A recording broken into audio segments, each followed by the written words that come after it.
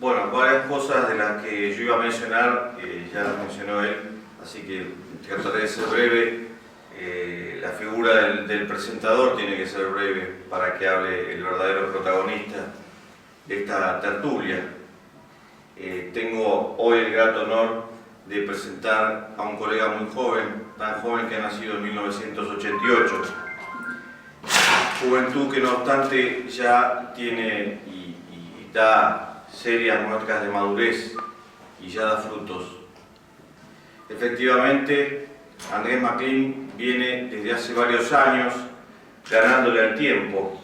¿Por qué digo ganándole al tiempo? Porque mientras otros eligen el dinero fácil, la carrera liberal que permita llenar los bolsillos a costa de los valores, él ha elegido el estudio, el análisis y la reflexión. Y además, como sus amigos saben, se manifiesta comprometido con la idea más combatida por el mundo moderno, que es el nacionalismo. Nuestro colega de hoy ha integrado el instituto, que hoy nos convoca durante 7 años, y fundó junto a Federico Adisi en el año 2005 la agrupación de jóvenes revisionistas. Decir año 2005 ya nos está hablando de que siendo tan joven, hace 10 años ya estaba en la LID, ya estaba en este movimiento. El interés por la obra de Manuel Gálvez tuvo repercusiones y por ello mismo fue invitado a escribir, como recién lo decía Walter, el prólogo a la primera edición ecuatoriana de la vida de Gabriel García Moreno. Sabemos que actualmente además escribe una obra integral sobre Gálvez, destinada a rescatar del olvido su enorme figura. Pero encuentro que este es un momento favorable para establecer algunos puntos de interés para los jóvenes que, como él, se sumergen en el estudio del acontecer histórico. Hoy la investigación está en manos de muy pocas personalidades y aquellas que no se encuentran integradas al presupuesto sufren lo que es acometer una investigación y hacerlo por vocación. Es el caso precisamente de él. La mirada hacia el pasado no debería ser una suerte de manipulación desde el presente. Voy a dar algunos conceptos con respecto a esto porque los asocio directamente con la figura de nuestro amigo MacLean. Hay en quienes estudiamos el acontecer del pasado una tentación en este sentido. No estoy descubriendo nada, pero no hay que dejar de repetir una y otra vez que el pasado debe ser transmitido con un serio criterio de veracidad. Frente a esto conspiran, creo yo, dos cuestiones.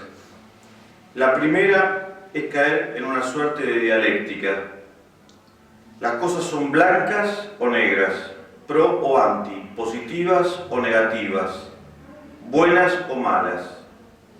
Un maniqueísmo que poco puede ayudar a un sano y equilibrado relato del pasado. Pareciera a veces que necesitamos de un pasado puro. Y entonces viene la consecuencia de esto, de este relato maniqueo. Porque ningún pasado es puro. Y entonces, cuando caemos en la cuenta, sentimos la tentación de diseccionar ese pasado, buscar hasta el hueso para encontrar fallas, brechas y la más mínima pista que permita pulverizarlo. La mejor forma de evitar estas dos actitudes es el sano criterio de una mirada cristiana. Solo Dios es el Señor, la extrema pureza. El hombre y su obra es gris, más o menos pura, con caídas y con egoísmo, pero es gris. Y así debemos mirar el pasado.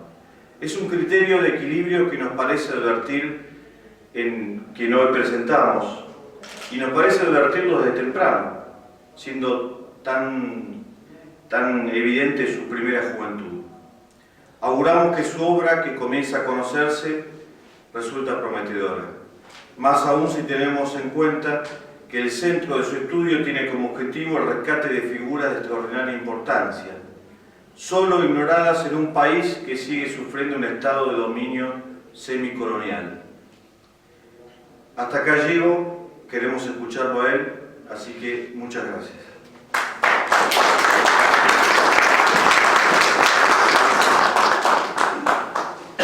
Bueno, buenas tardes, gracias por estar acá. Quiero agradecerle especialmente al Instituto Nacional de Investigaciones Históricas Juan Manuel de Rosas por darme la oportunidad de volver a hablar de mi tema, del tema al que le dedico ya hace varios años toda mi atención. Le quiero agradecer a Diego Gutiérrez Walker también por ser la persona que me contactó y que también se encarga de coordinar todas estas conferencias. Quiero agradecerle a mi familia y a mis amigos que están acá. Y especialmente a Hernán Capizano, al profesor Capizano, a quien tengo la suerte de conocerlo hace un poquito más de un año y a quien respeto y admiro muchísimo, sobre todo como persona y hablando de este tema historiográfico, ¿no?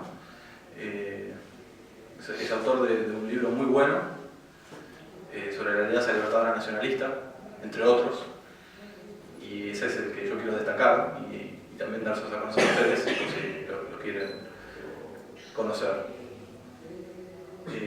El tema de hoy es un tema complicado, no es un tema fácil. Es centrado en la figura de uno de los más grandes novelistas que tuvo la Argentina, don Manuel Gálvez, y específicamente en su relación con el peronismo. Es un tema complicado, es un tema que hasta el día de hoy sigue generando rispideces y encontronazos y personas que se pelean y no se hablan nunca más, incluso aunque sean hermanos, personas de una misma familia. El peronismo fue un movimiento y fue un momento histórico de la Argentina muy particular que hizo un quiebre. Para algunos, un quiebre hacia el absoluto mal, y para otros, hacia la panacea de las ideas políticas y de la salud del pueblo. Yo no me sitúo en ninguno de esos dos lugares y creo que es equivocado hacerlo en el año 2015. Tengo la suerte de no haberlo vivido y poder estudiarlo como un objeto de estudio, con una imparcialidad y sin apasionamientos innecesarios. Creo que la generación mía ya digamos, puede disfrutar de esta impunidad, puede tomar este tema con objetividad, puede estar distanciado del tema y se puede dar el lujo de estudiarlo. Y todavía hay personas que están vivas y que han vivido el peronismo y pueden ser consultados, o sea que hay testimonios vivientes, hay bastantes testimonios vivientes y creo que es algo importante, es algo muy importante y que nos puede llevar a destrabar algunos conflictos que tiene, por ejemplo, el nacionalismo como pensamiento político en la Argentina. Se pueden sacar consideraciones y aprendizajes interesantes y creo que por eso elegí este tema. Hay una frase del historiador Arnold Toynbee en un libro que se llama La Europa de Hitler que me parece muy acertado para compartirlo con ustedes. Dice: la visión del historiador está condicionada siempre y en todas partes por su propia ubicación en el tiempo y en el espacio. Y como el tiempo y el espacio están cambiando continuamente, ninguna historia, en el sentido subjetivo del término, podrá ser nunca un relato permanente que narre, de una vez y para siempre, todo de una manera tal que sea aceptable para los lectores de todas las épocas, ni siquiera para todas las partes de la Tierra. Y bueno, complementarlo también con esta otra frase de Jorge Luis Borges, nada más y nada menos, que dice: el pasado es una arcilla que el presente labra a su antojo, lamentablemente. Bueno, ¿quién fue Gálvez? Gálvez nació en 1882, perteneció a la generación llamada Ideas, tomado el nombre de un periódico que duró 2 años y medio y que reunió a una generación entera de diferentes literatos, podríamos decirlo, y personas relacionadas al arte plástico también, a la crítica de arte.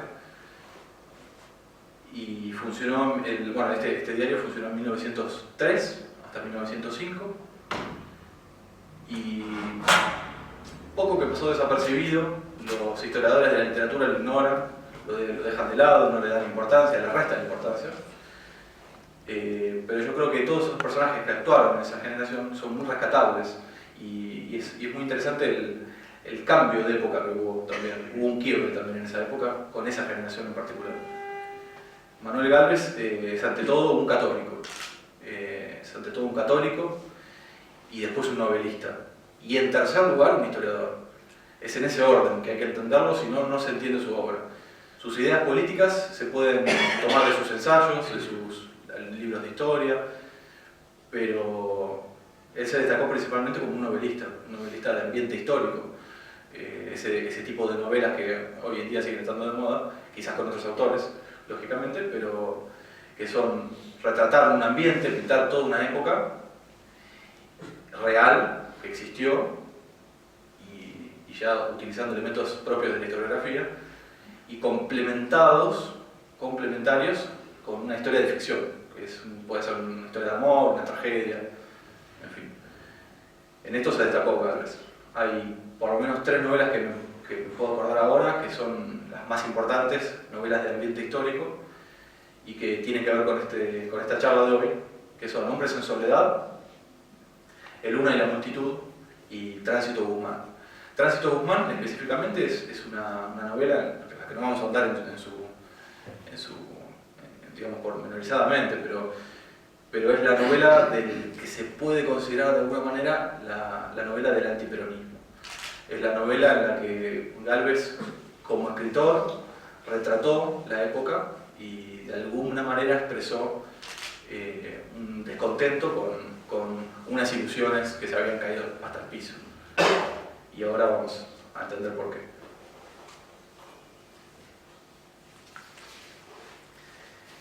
Para comprender el pensamiento político de Gálvez, hay una cantidad de libros, que solamente voy a nombrarlos rápidamente, donde se condensa su pensamiento político y sus ideas, que van a ir variando a lo largo de los años, y son las siguientes: El diario de Gabriel Quiroga, publicado en el año 1910, El espíritu de la aristocracia y otros ensayos, publicado en el año 1924, El solar de la raza, que es un libro impresionante que simula ser un diario de viajes, de su recorrido por España, uno de sus viajes a Europa, y va retratando cada ciudad en la que él va visitando, y atrás de esas reflexiones, que son un poco filosóficas, un poco artísticas, empieza a haber una búsqueda de la identidad. Se lo puede asociar mucho con la generación del 98 en España. En ese sentido, tiene como que va por ese camino. Y a raíz de ese libro, él se pone una meta en su vida, que es explorar el alma o el ser argentino. ¿Qué es el ser argentino? Lo hace primero desde España, porque entiende que Argentina no es un país aislado, sino que viene de toda una tradición que es de España, principalmente, y bueno, esa fue un poco su misión, ¿no? Empezar a hablar del alma de los argentinos. El alma de los argentinos no puede ser desprendida y desechada de su historia hispánica, no va a ser entendida, simplemente. Cada vez que hay ideas extranjerizantes que vienen de otros lados del mundo y pretenden imponerse en la Argentina, nos resultan disparatadas o diferentes, por lo menos, al lugar de donde proceden, ¿no? Sobre todo los pensamientos políticos. Y el nacionalismo, para Gálvez, que es uno de los precursores, como hablamos en el programa Combates por nuestra historia, que fue invitado por Hernán Campizano, es fabuloso, es el inicio de un pensamiento que irá creciendo a lo largo del tiempo, y lo tiene a Manuel Gálvez y a Ricardo Rojas y a Emilio Becker también como los creadores o como los impulsadores, sí, ¿cómo decirlo? Como los que empiezan a hablar del nacionalismo propiamente. A Gálvez quizás le hubiese gustado hablar de tradicionalismo, pero lamentablemente las condiciones se fueron dando de otra manera y tuvo que aceptar el término nacionalismo. El nacionalismo de Gálvez no es el nacionalismo europeo que se entendió después, el nacionalismo es un proto-nacionalismo, dijo Hernán Campesano muy bien una vez hablando, es un proto-nacionalismo, es la revalorización de la tierra, el amor al pueblo, a las cosas de uno. Manuel Gálvez su trabajo fue de ser inspector de enseñanza secundaria, eso lo obligó a viajar por las provincias del interior y a ponerse en contacto íntimo con todas estas vivencias, ¿no? Estuvo en todas las provincias de la Argentina y por este trabajo y su pensamiento fue cambiando. Si bien él era oriundo de Santa Fe y conocía la vida de provincia porque lo había vivido, él luego viene a Buenos Aires a los 18 años aproximadamente y se queda para siempre en Buenos Aires. Pero estos viajes, estas escapadas obligadas que tenía que realizar debido a su trabajo, lo pusieron en este contacto íntimo con las cosas. Y bueno, con este cambio, este pensamiento en Gálvez, empieza toda una generación a pensar de otra manera. Empiezan a pensar que empiezan a cuestionar el liberalismo. El liberalismo que en realidad es un conservadorismo en lo político y un liberalismo en lo económico, lo empiezan a cuestionar, empiezan a decir, bueno, la Constitución no es la Biblia, la Constitución puede ser discutida, hay muchas ideas que pueden ser discutidas, y se atreven a hacerlo frente a la generación que los precede, y son contestatarios, son reaccionarios a ese sistema conservador. Lo gracioso de todo esto es que uno, si lee sus obras, es lo básico que puede entender, y sin embargo hay profesores de literatura o profesores de historia o de historia de la literatura que lo toman a Gálvez como un conservador, y él es la reacción del conservadurismo, de ninguna manera puede ser considerado un conservador. Bueno, sigo con los libros. Después de Los Sobrevivientes de la Raza viene Este pueblo necesita, que es un libro publicado en el año 1934, que es una compilación de 7 artículos que él publicó en el diario de La Nación, los días domingo, y con un anexo de 3 capítulos más y unas aclaraciones necesarias. Ese libro pasó desapercibido, pero hoy merece ser recordado porque las ideas vertidas en ese libro